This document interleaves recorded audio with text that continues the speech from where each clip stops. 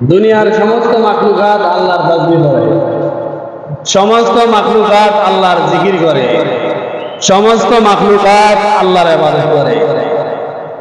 ইউসাব্বিহু লিল্লাহি মা ফিস সামাওয়াতি ওয়া মা ফিল আরদ, আসমান জমিনের মাঝে যত কিছু আছে সবাই আল্লাহ তাআলার তাসবিহ করে, সবাই আল্লাহ তাআলার প্রশংসা করে।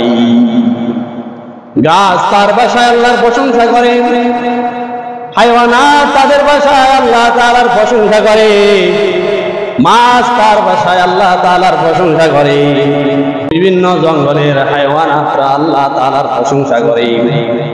গরু আল্লাহ তাআলার প্রশংসা করে, বকরি আল্লাহ তাআলার প্রশংসা করে, মুরগিও আল্লাহ তাআলার প্রশংসা করে। অর্থাৎ দুনিয়ার এমন কোন হাইওয়ানাত নেই যে আল্লাহ তাআলার প্রশংসা করে না। সুবহানাল্লাহ। প্রত্যেকের ভাষা আলাদা, প্রত্যেকের সালাত আলাদা, প্রত্যেকের দোয়া আলাদা, প্রত্যেকে আলাদা আলাদা ভাবে আল্লাহ তাআলার শুকর আদায় করে, আল্লাহ তাআলার শুকর আদায় করে। এই জন্য সর্বশ্রেষ্ঠ মাখলুক হলো মানুষ। মানুষও আল্লাহ তাআলার শুকর আদায় করবে। মানুষ যে হালতে আছে, যে অবস্থায় থাকে না কেন, যে অবস্থায় থাকুক না কেন, মানুষ আল্লাহ তাআলার শুকর আদায় করবে, আল্লাহ তাআলার শুকর আদায় করবে। আমি দেখতে হবে আমি যে অবস্থায় আছি। আরে আমার তো দুইটা হাত আছে, কারো দুইটা হাত নাই। আমার তো দুইটা পাও আছে, কারো দুইটা পাও নাই। আমার দুইটা চক্ষু আছে, কারো দুইটা চক্ষুও নাই। আমার ব্রেনে সচ্ছল ভাবে, আমার ব্রেনে ভালোভাবে কাজ করে, কারো ব্রেনে ভালোভাবে কাজ করে না। আমার সমস্ত অঙ্গ প্রত্যঙ্গ ভালো আছে, কারো দেখা যায় অনেক অঙ্গ প্রত্যঙ্গ ভালো নেই। এই জন্য আমি অন্যান্য মাখলুকাতের দিকে তাকিয়ে, অন্যান্য মানুষের দিকে তাকিয়ে আমি আল্লাহ তাআলার শুকর আদায় করব। বান্দার কাজ হলো যে অবস্থায় থাকুক না কেন যেন আল্লাহ তাআলার শুকর আদায় করে। আমার সব কিছু ভালো আছে, তারপরও কেউ যখন আমাকে জিজ্ঞেস করে কেমন আছেন, তখন আমি তার উত্তরে বলি ভালো নাই, মোটামুটি, শান্তি নাই।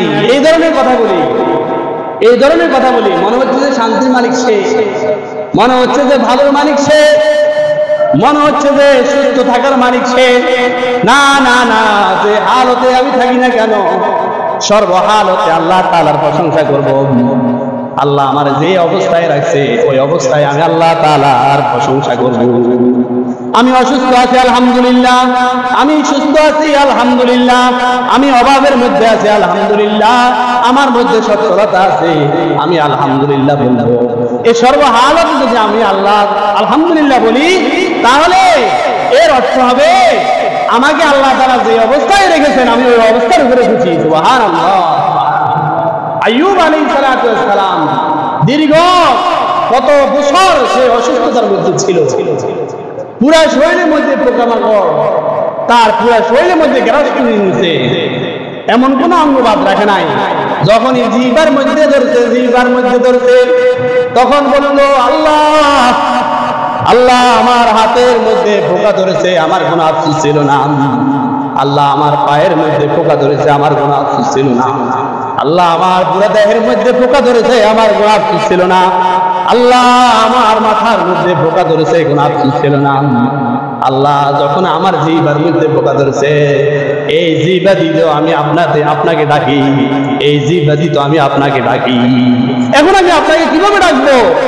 আল্লাহ আপনি আমার প্রতি, এই ক্ষেত্রে আপনি আমার প্রতি দয়া করেন, যেন আমার জিহ্বাটা ভালো থাকে, আমি যেন আপনাকে ডাকতে পারি। দেখেন এত বছর অসুস্থ ছিল, নিজের স্ত্রীরাও নিজেকে ছেড়ে চলে গেল, ধন সম্পদ হাতছাড়া হয়ে গেছে, তারপরও আইয়ুব আলাইহিস সালাম বলে আমার আল্লাহ আমাকে যে অবস্থায় রেখেছে, আমার আল্লাহ আমাকে যে হালতে রেখেছে, আলহামদুলিল্লাহ আলহামদুলিল্লাহ। আইয়ুব আলাইহিস সালাম যখন সুস্থ হয়ে গেছে, দীর্ঘ বছর পরে যখন সুস্থ হয়ে গেছে, তখন তার মুহিব্বিনদের মধ্যে কেউ জিজ্ঞেস করলো, ওগো নবী আলাইহিস সালাম, ওগো নবী আইয়ুব আলাইহিস সালাম, আপনি এখন কেমন আছেন? তখন নবী আইয়ুব আলাইহিস সালাম বলে যে আলহামদুলিল্লাহ আগে আল্লাহ তাআলা যেমন রেখেছে এখন আর ওইরকম নেই, মানে আগে আল্লাহ তাআলা যেমন রেখেছে এখন না আর ওইরকম নেই। এর অর্থ কি? বলে আমি যখন অসুস্থ ছিলাম তখন আমার আল্লাহ আমাকে প্রতিদিন রাতে তাহাজ্জুদের সময় ডাকতো, আইয়ুব কেমন আছো, আইয়ুব কেমন আছো, আইয়ুব কেমন আছো। সমস্ত কায়নাতের মালিক, সমস্ত বাচ্চার বাচ্চা আল্লাহ আমাকে প্রতিদিন রাত্রে এসে ডাকতো। এখন যখন আমি সুস্থ হয়ে গেলাম এখন আর আমার আল্লাহ আমাকে এসে শেষ রাত্রে ডাকে না, আইয়ুব কেমন আছো। অতএব যখন আমি অসুস্থ ছিলাম তখন আমার আল্লাহর উপর আমি সন্তুষ্ট ছিলাম, অসুস্থ থাকা সত্ত্বেও আমার আল্লাহ আমাকে এসে শেষ রাত্রে এসে ডাকতো। এখন আমি সুস্থ হয়ে গেছি, এখন আর আমাকে আগের মতো ডাকে না। এই জন্য আমি মুমিন যখন অসুস্থ হই তখন আল্লাহ তাআলা শুকর আদায় করতে হবে, আলহামদুলিল্লাহ। আমি অভাবের মধ্যে থাকলো শুকর আদায় করতে হবে, আলহামদুলিল্লাহ। আমি যে হালতে থাকি শুকর আদায় করতে হবে, আলহামদুলিল্লাহ। তখন আল্লাহ তাআলা আমার উপর রাজি খুশি হয়ে যাবে।